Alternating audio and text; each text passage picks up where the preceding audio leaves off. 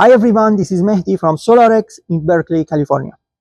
Today I got a great question from an experienced businessman in Dallas, Texas. He asked, if ShinglEx 800 creates a film on top of the shingle, how does it make the shingles feel more flexible? And I thought this was a great question to share. First, he's absolutely right. ShinglEx 800 is not a penetrating oil-based product. It doesn't go inside the shingle and soften the asphalt from within. But here is what actually happens.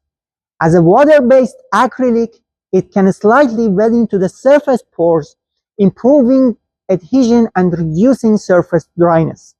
More importantly, it creates a thin, flexible protective layer on top of the shingle, a layer that moves with the shingle instead of working against it.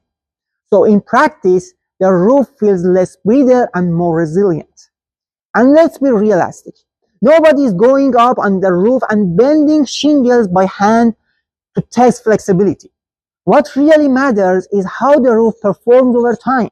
At the end of the day, the key is protecting the shingles and helping them hold on to their granules, which are the main defense against UV, rain, and harsh weather.